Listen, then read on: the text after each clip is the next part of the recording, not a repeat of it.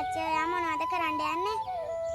පුතේ මේ තියෙන කිතුල් පැලයක්. හොඳේ. ඉතින් මේ කිතුල් පැලේ බඩේ අරගෙන කපලා මේ ගහ කපලා බඩේ අරගෙන මම මේකෙන් රසම රස ව්‍යංජනයක් හදලා ඔයාලට අද දවල්ට කන්න දෙන්න තමයි හදන්නේ. ඉතින් ඔයාලා කාලා නැහැ නේද මීට කලින් මේවා? කාලා නෑ අප්පච්චි. ඒක තමයි. ඉතින් ඔයා විතරක් නෙමෙයි අපේ ලංකාවේ ඉන්න ගොඩාක් පොඩි දරුවෝ ඉන්නවනේ. පොඩි දරුවෝ වැඩි හිටියෝ කිසිම කෙනෙක් මේක වැඩිය කාලා නැහැ. අපේ පරණ කට්ටිය නම් මේක හදලා කන විදිය දන්නවා. ඒ වුණාට දැන් ඉන්න කට්ටිය දන්නේ නැහැ. මොකද මේක හදන්න දන්නේ නැහනේ. ඉතින් මම අද කරන්න හදන්නේ අපේ YouTube channel එක බලන හැමෝටම මේවා හදලා කන්න පුළුවන් විදිය කියලා දෙන්න. හරිද? ඉතින් ඒක තමයි මම මේ කරන්න හදන්නේ. ඉතින් තව දෙයක් මම ඔයාලට කියලා දෙන්නම් දන්නේ නැති හින්දා. එතකොට අපේ නුවර දලදා මාලිගාවේ වැඩ ඉන්නේ කවුද? තුන් දලදා හාමුදුරුවනේ අප්පච්චි. ඉතින් මම ඔයාලට දෙයක් කියලා දෙන්නම් තව මේ කිතුල් බඩ ගැන. ඉතින් උතුම් දලදා වහන්සේ ඉන්නෝනේ අපේ මහනුවර ශ්‍රී දලදා මාලිගාවේ වැඩ ඉන්න. අපේ ඉස්සර කාලේ රජවරු හිටියා කියලා ඔයාලට ඉස්කෝලේ විශ්ලේෂම කියලා දීලා තියෙනව නේද? ඔව්. ඉතින් අපේ හිටපු පරණ රජවරු ඒ කියන්නේ විමල ධර්මසූරිය රජුරුව. එතනින් ගියාම රාජසිංහ රජුරුව. ඒ රජුරුව අපේ දලදා හාමුදුරුවන්ට ව්‍යංජන 32 දවල් බුද්ධ පූජාවට පූජා කරපු එක ව්‍යංජනයක් තමයි මේ කිතුල් බඩ ව්‍යංජනය කියන්නේ. දැන් ඔයාලට තේරෙනවද? ඔව්. ඉතින් රජතුමා කිතුල් බඩ ව්‍යංජනය හදලා දලදා හාමුදුරුවන්ට පූජා කරන්න කියලා නියම කරලම තිබිලා තියෙනවා. ඉතින් ඒක අපේ පැරණි පොත්පත්වලත් සඳහන් කරලා තියෙනවා. රජතුමාගේ මුළු තැන්ගේ හදපු විදිහටම තමයි අද මම මේ ඔයාලා කට්ටියටම මේ කිතුල් බඩ ව්‍යංජනය හදන හැටි කියලා දෙන්න හදන්නේ. එහෙනම් රසට හදලා දෙන්න අප්පච්චි.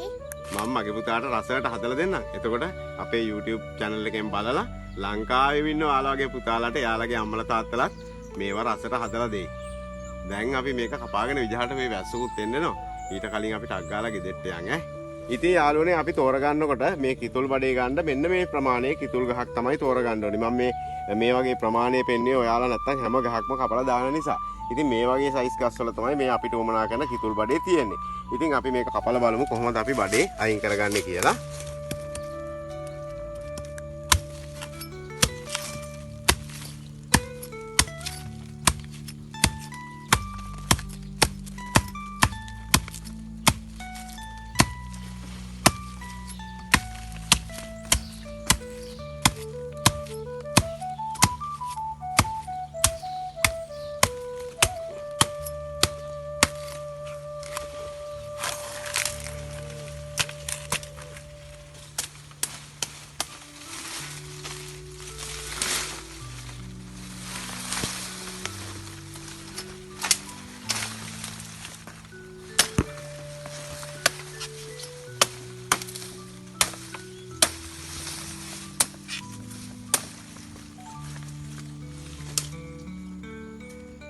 කිතුල් බඩේ නම් මම දැන් කපා ගත්තා. අපි මේක ඇලගාවට ගිහිල්ලාම සුද්ධ කරගෙන යන්. ගෙදර සුද්ධ කරන්න අමාරුයිනේ. ඒකින් හින්දා අපි ඇලටම ගිහිල්ලා ඇලේ තියාගෙනම සුද්ධ කරමු පුතේ. හා අප්පච්චි. අප්පච්චි මේ සාදුට පූජා කරාම පින වැඩියයි. පුතේ දැන් පේනව නේද අපි දෙන්න කොච්චර මහන්සි වුණාද කියලා මේ කිතුල් කොටේ හොයා ගන්නයි කපා ගන්නයි. ඉතින් හැමෝටම හැම පළාතකම මේ වගේ කිතුල් නැහැ. ඉතින් හරි දුර්ලභයිනේ මේ වගේ කිතුල් පැල හරි දුර්ලභයි හොයාගන්න ගොඩක් පැතිවල. ඉතින් දුර්ලභ දෙයක්නේ අපි බුදුහාමුදුරුවන්ටයි අපේ ඉන්න සාදුලටයි පන්සල් වල ඉන්න සාදුලටයි අපි පූජා කරන්නේ. ඉතින් එතකොට මේ දුර්ලභ දේවල් හොයාගන්න ගියාම ටිකක් මවිහිස මහන්සි වෙන්න ඕනේ අපිට. ඉතින් එතකොට ඒකේ පිනත් වැඩි වෙනවා. තේරෙනවද ඔයාලට? මීටත් වැඩිය පින් ලැබෙනවා කටු කිතුල් බඩ හැම පූජා කරන්න පුළුවන් නම් සාදුලට. තේරෙනවද ඔයාලට? කටු කිතුල් කියන්නේ මේ වගේ ගහේ කටු තියෙනවා. ඉතින් කටු සුද්ධ කරලා කපලා පළලා එහෙම තමයි ඒවැ බඩේ අරගන්නේ. ඉතින් එතකොට ඒවට තවත් පින් වැඩි මහන්සි වෙලා අපි පූජා කරන තරමට තමයි අපේ පිනත් වැඩි වෙන්නේ. තේරෙනවද? අපි දැන් මේක සුද්ධ කරගමු. අර ඇලට ගිහිල්ලා අතන ඇලක් තියෙනවනේ. ඇලට ගිහිල්ලා අපි සුද්ධ කරගමු. නැත්තම් ගෙදර සුද්ධ කරන්න ගියාම අපිට කොට කෑල්ලකුත් තියෙනවා. කොටේ උඩින්ම තියාගෙන සුද්ධ කරමු නේද? අපි මේක දැන් කපාගමු කුට්ටි වලට. ලේසි අපිට එතකොට සුද්ධ කරන්න ටිකක් අයියයි හැබැයි. ඔන්නම කුට්ටි වලට කපා ගත්තාම අපිට බඩේ සුද්ධ කරගන්න ලේසි. තේරෙනවද? බඩේ තියෙනවා.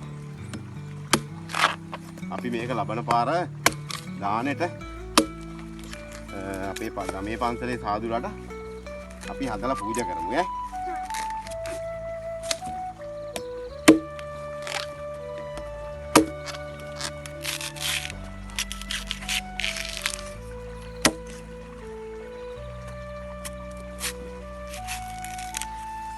ඒකේ නම් හොඳ බඩයක් තියෙනවා මේ.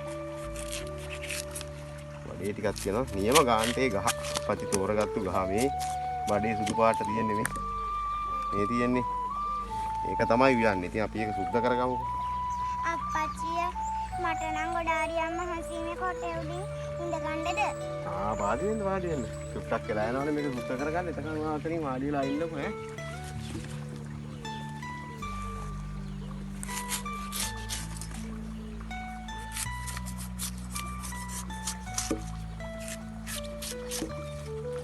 ඔන්න ඔය විදිහට තමයි කිතුල් බඩේ සුද්ධ කරගන්නේ. පේනව නේද? පුතේ. ඔව්. දැන් කොච්චර මහන්සිද අපිට. කොච්චර අමාරුයිද මේ කිතුල් බඩේ හොයාගන්න ගියාම දැක්කද? ඔන්න දැන් මෙන්න මේ ටික නම් ගන්නෙ නෑ මේ. මේ හයි අයිනේ මෝරලා වේ. ඒවා ගන්නෙ නෑ මාළුව හදන්න ඔය. මෙන්න මෙතනින් කපපුවාම තවත් නෑ මේ. මෙන්න මේ ටික. ඔන්න ඔය ටික තමයි අරගන්නේ අපේ ව්‍යංජනය හදාගන්න. මේකෙත් මේ කොටේ ගන්න බෑ. බලලා බලමු අපි තියනවාද කියලා. නෑ. මෙන්න බලන්න යාළුවනේ මේ වැයි නෑ. මේ ගහේ මුල කොටස.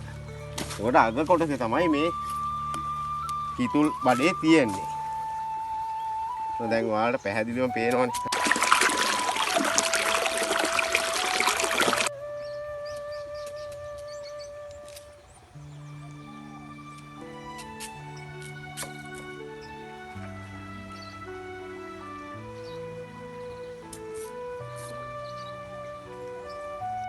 අපි මේ පරසතු කොලේ තියාගෙන යන්න නැත්තම් අතේ කහට ගෑවෙනවා. ඔන්න බලන්න මේ තියෙන්නේ ඕමව තමයි අපි ව්‍යංජනය හදන්නේ මේ ගහේ මුල කොටසේ අග කොටසේ බඩේ නෑ. මැද ටිකේ තමයි මේ බඩේ හැදිලා තියෙන්නේ. ඕවලා උග්ගස් වගේ. ඒක තමයි මේ උග්ගස් වගේම තමයි.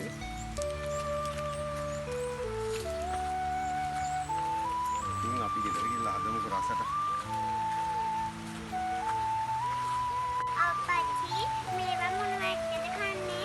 මේවා කන්න පුළුවන් පුතේ අපිට බත් එක්ක කන්න පුළුවන්. පාන් රොටි ඒ වගේ ඕනෙම දෙයක් එක්ක කන්න පුළුවන්. මේවා තව එක එක විදිහට හදන්නත් පුළුවන්. ඒවා ඉතින් මං අනිත් දවස්වල ආයෙ කිතුල් පැලයක් අපි හොයාගෙන තව විදිහට අපි හදලා කමුකෝ. මං ඔයාලට හදලා දෙන්නම්. හොඳේ? එයාට වහිනවා දැන් නේ. ඕන්න දැක්කද?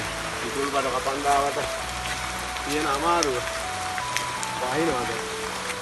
ඔයාලට ඉතින් කපන හැටි පෙන්වන්නත් ඕනේ හින්දා තමයි ඔයාලා දැනගන්න බෑ මේවා.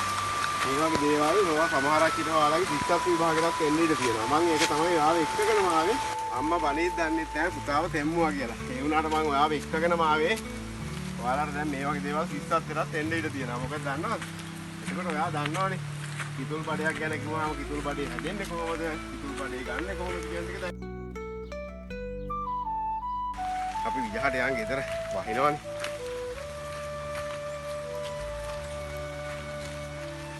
අපච්චිට හරිම වහයි. අප්පච්චි යමනවත් දැන් කරන්න යන්නේ. තවත් පුතේ මේකේ පොඩ්ඩක් අපි මේ පොත්තර හැ ගන්න ඕනේ. මේකේ තව තියෙනවා බඩේ තව ඇතුලේ තියෙන්නේ මේ. ඒක හන්දා ඒ ටික අපි අයින් කරගමුකෝ. කොහොම අයින් කරගන්න ඕනේ බඩේ එනකම්. හොඳට ලපටි බඩේ තියෙන්න ඕනේ මේකට. නැත්තම් මෝරපුව හුවෙච්චාම අපිට හපන්න බෑ. ඒ ටික අපි අයින් කරගමු. ඕන්න හරියට තියෙන්නේ. අපි ඉස්සෙල්ලා මේකට වතුර ටිකක් දාගමු නේද? ඔන්න මම වතුර ටිකක් දාගත්තා. ඇයි අප්පච්චි කහයි ලුණු දාන්නේ? කහයි ලුණුයි දාන්නේ පුතේ මේ කිතුල් බඩවල කහට ගතියක් තියෙනවනේ. ඒ කහට ගතිය නැති වෙනවා මෙන්න මෙහෙම කහයි ලුණුයි පොඩ්ඩක් දාපුවම. දැන් ඔයාට කන්න විතරක් නෙවෙයි මාළුව හදන හැටිත් බලා ගන්න පුළුවන් නේද? ඔන්න පැහැගත්තාම දැන් ඊළඟට මේක ඔන්නම දෙකට පලා ගන්න ඕනේ. දෙකට පලා ගත්තාම ඔන්න බඩේ තියෙනවා. මෝරලා ටික තවත් මෝරපුවා තියෙනවා. එන්න මේ ටික ලපටි ඔය. මේ ටික තමයි ගන්න ඕනේ. ඔය කපලා. ඊරු කපා ගන්නට ඕනේ.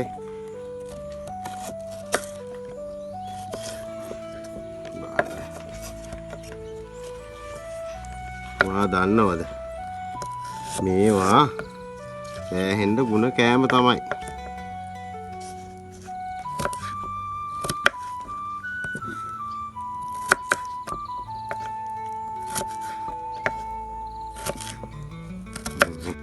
දැන් ඊළඟට අපි මේ කපා ගත්ත ටික දාමු කහ වතුරට.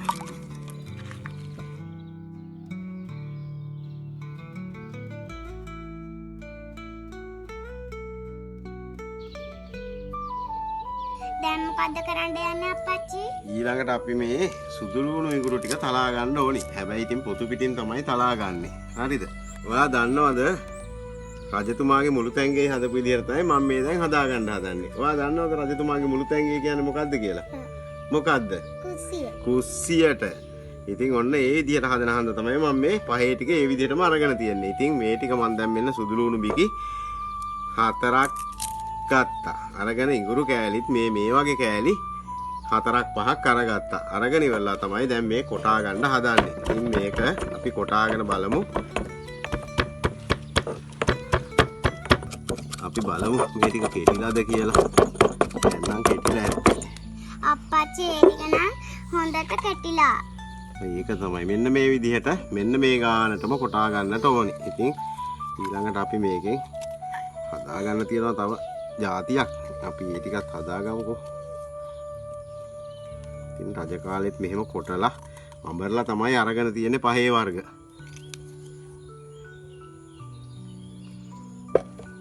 ඊළඟට අපි මෙන්න මේ ලුණු ටිකයි මිරිස් ටිකයි කරපිංචා ටිකකුයි තක්කාලි කෑලි 2-3කුයි ඒ ටිකත් කොටා ගන්න ඕනේ. තේරුණාද? ඒ ටිකත් අපි කොටාගෙන බලමුකෝ.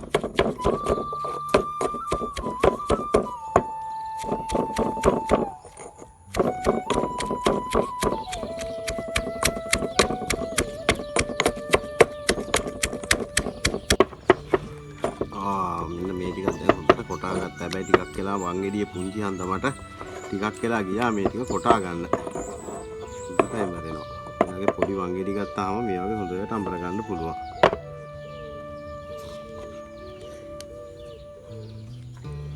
කෑලි තියෙනවා පොඩි පොඩි කෑලි.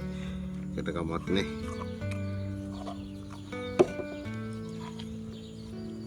එන්න දැන් අපිට ඕනි කරන පළවෙනි පහේ ටික අපි හදාගෙන ඉවරයි. තේරුණාද?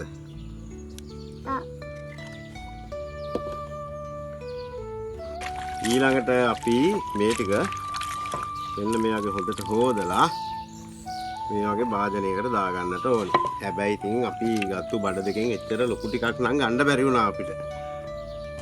බොහොම පොඩ්ඩයි සුද්ධ වෙලා එනකොට තිබුණේ. ඒ ගහේ තිබිච්ච විදිය තමයි ඉතින්. ඊළඟට අපි බලමු මොකද්ද මේකට කරන්න කියලා අප්පච්චි හදාගන්න. එහෙනම් අපි දැන් මේක මොකද්ද කරන්නේ? ලිපේ තියාගන්න. ලිපේ තියාගෙන අපි එහෙනම් රසට හදමු.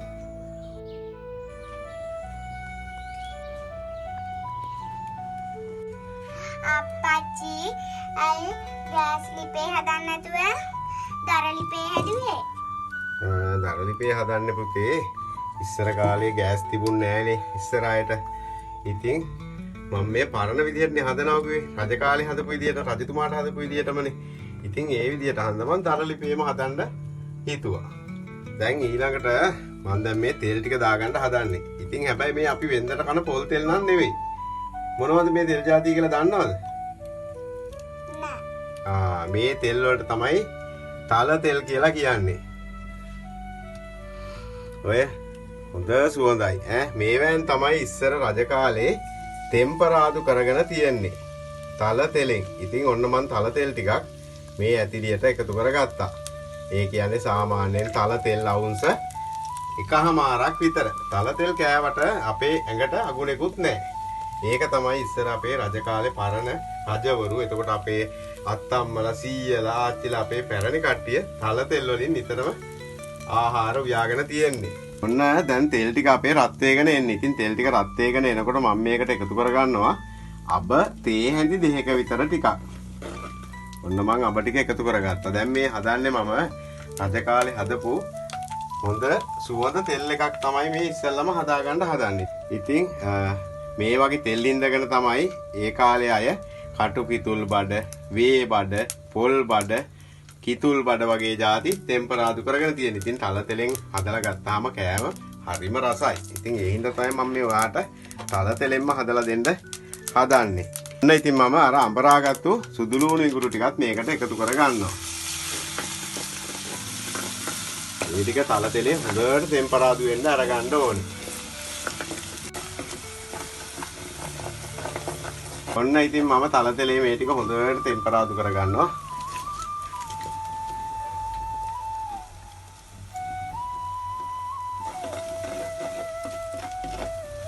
පච්චි දැන් නම් හොඳ සුවඳක් එනවා. මේක තමයි අපි අර පොල් තෙලෙන් නෙවෙයිනේ අපි මේක ටෙම්පරාදු කරේ පුතේ. අපි ටෙම්පරාදු කරගත්තේ තල තෙලෙන්. තල තෙලෙන් ටෙම්පරාදු කරගත්තාම හරිම සුවඳයි සුදු ලුණු ඉඟුරු ටෙම්පරාදු වෙනකොට. ඉතින් අපි ඊළඟට එකතු කරගමු මේකට කුරුඳු ටිකකුත්. එතකොට තවත් සුවඳ අපිට අරගෙන එනවා. ඔන්න මම කුරුඳු ටිකකුත් එකතු කරලා ඒ ටිකත් මේකෙම ටෙම්පරාදු කරගත්තා. ඊළඟට අපි එකතු කරගමු අපි අර අඹරගත්තු ලුණු, මිරිස්, කරපිංචා, තක්කලි ඒ ටිකයි. අප්පච්චි ඔයා ඊළඟට දාන්නේ මොනවද? මම දැන් දාගන්න හදන්නේ පුතේ ගම්බිරිස් කුඩු. ඔන්න ගම්බිරිස් කුඩු මම මේස හැඳි එකහමාරක් මේකට එකතු කරගත්තා. ඊළඟට මේකට මම එකතු කරගන්නවා 3-5 කුඩු. ඉතින් හැබැයි මට මේක රජ කාලේ විදියට නම් 3-5 කුඩු අරගන්න බැරි වුණා. මොකද මම ගත්තේ මේ අපේ කඩේ තියෙන 3-5. අපි වෙන දවසක රජ කාලේ 3-5 වට්ටෝරුවත් මේ අපේ YouTube channel එක බලන නැන්දලා මාමලට අපි කියලා දෙමුකෝ. ඔන්න 3-5 කුඩුත් මේස හැඳි එකක් දාගත්තා. අප්පච්චි මිරිස් කුඩු දාන්නේ නැද්ද? පුතේ මිරිස් කුඩු දාන්නේ නෑ මේකට. මොකද දන්නවද? අපේ සිංහල රජ කාලේ රතු මිරිස් කුඩු වැඩිය පාවිච්චි කරලා නෑ. ගම්බිරිස් වලින් තමයි ඒගොල්ලෝ ගොඩාක් ආහාර වර්ග උයාගෙන තියෙන්නේ. ඉතින් ඒක නිසා මම මේ රජ කාලේ විදියට හදනවා කිව්වේ ඒකින්ද තමයි මේ විදියටම හදන්නේ. ඉතින් ඔයාට මම අද හදලා දෙන්නේ රජ කාලේ කෑමක්. හොඳද? ඔන්න මම දැන් ඊළඟට කෙහෙල් බඩ ටිකත් එකතු. ඔන්න මම ඊළඟට කිතුල් බඩ ටිකත් එකතු කරගත්තා. ඒකත් මේකේ හොඳට ටෙම්පරාදු වෙන්න අරගන්නවා. කොහොම පුතේ මට පොල් කිරි ටික ගෙනත් දෙන්න. අප්පච්චි ඔන්න මම ඊළඟට පොල් කිරි අඬු කෝප්ප, ඒ කියන්නේ පොල් මිටි කිරි අඬු කෝප්ප 3ක විතර ප්‍රමාණයක් මේකට එකතු කරගන්නවා. ඔන්න දැන් අපේ කිතුල් බඩ එක හැදීගෙන එන්නේ. ඔන්න මං ඊළඟට අපිට කෑම වලට අවශ්‍යම වෙන දේ දාන්න තමයි හදන්නේ. ඔයා දන්නවද මොනවද ඒ කියලා? ඔව්. මොනවද? ලුණු. ලුණු. ඔන්න මම ලුණු කුඩු සුවල්පෙකුත් මේකට එකතු කරගන්නවා. ඉතින් ඒක මං මගේ channel එක බලන යාළුවන්ට කියනවා ඔයාලගේ රස අනුව ඔයාලා ලුණු එකතු කරගන්න කියලා. ඉතින් ලුණු ටික එකතු කරගෙන මම තව චුට්ටක් මෙන්න මේ වගේ කලවම් කරගන්නවා. ඒක මෙන්න මෙහෙම වහලා මදගින්දරේ අපි මේක හොඳින් හිඳනකම් තම්බා ගන්නට ඕනි. ඉතින් අපි හිඳුනට පස්සේ බලමු අපේ කිතුල් බඩ ව්‍යංජනය කොහොමද ඇවිල්ලා තියෙන්නේ කියලා. ඉතින් ඔයාලට පුළුවන් මේක ඔයාලා දානයක් දෙන වෙලාවට අපේ මහා සංඝරත්නයට දානෙට පූජා කරන්න. ඉතින් ගොඩාක්ම පින් ලැබෙනවා මේ වගේ දේවල් ඔයාලා පූජා කරනවා නම්. මොකද නැත්තම් අපේ පාසක ඇත්තෝ කරන්නේ හැමදාම කඩේ තියෙන කැරට් ටික, බෝංචි ටික, ලීස් ටික ගිහිල්ලා අපේ මහා සංඝරත්නයට දානය උයලා පූජා කරන එක. ඉතින් මහා සංඝරත්නයක් කැමති මේ වගේ විශේෂයක් කරලා විශේෂ දේවල් දානෙට අරගෙන එනවා නම්. ඔන්න මං ආයෙත් මේක පොඩ්ඩක් කලවම් කරගන්න හදන්නේ. ඉතින් මං ඔයාලට තව දෙයක් මතක් කරනවා. ඉතින් අපේ ස්වාමින් වහන්සේලාට මේ වගේ දාති දානෙට දෙනවා නම් ඇත්තෙන්ම එයාලා ලෙඩ රෝග වලින් බේර ගන්නත් පුළුවන්. ඒ කියන්නේ ඇඟ උෂ්ණ අධික කට්ටියට මේ කිතුල් බඩ ආහාරයට ගන්නවා නම් ඇඟ සිසිල් කරගන්නත් හැකියාවක් තියෙනවා. ඒ වගේම මලබද්ධයටත් මේ කිතුල් බඩ ආහාරයට ගන්නවා නම් ගුණදායකයි. ඒ වගේම තමයි ඉතින් අපෙන් ගිලිහි යන මේ වගේ ව්‍යංජන ගිලිහි යන්නට දෙන්නේ නැතුව අපි ඉතින් මේවා හදලා මේ ආහාර නැවත අපි රැක ගන්නට උත්සාහ කරන්න ඕනේ. මොකද ඒ තරම් පරණ ගැමි දේශීය කෑම තමයි මේ කිතුල් බඩ වගේ ව්‍යංජන. ඉතින් අපි ඒවා රැකගත යුතුයි. ඉතින් ඒකත් මගේ යාළුවන්ට මම මතක් කරනවා. දැන් නම් අපේ කිතුල් බඩ මාළුව හරි ගිහිල්ලා ඇත්තේ. අපි ඉතින් බලමුකෝ ඇනලා. ඒ කියන්නේ අස්සන පාටට ඇවිල්ලා තියෙනවා. මම ගිහිල්ලා තියෙන්නේ.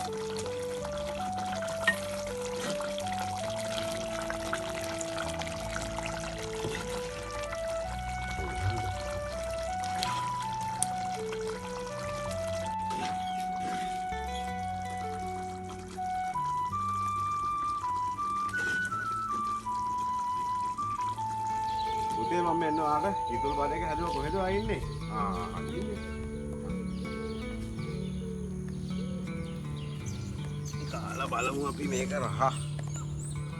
කොහොම ඉවරනකම් කන්න ඕනේ ඈ. ඔන්න රජ කාලේ කෑමක් තමයි අද මම ඔයාලට හදලා දුන්නේ. බලන්න කාලා කොහොමද කියලා රස.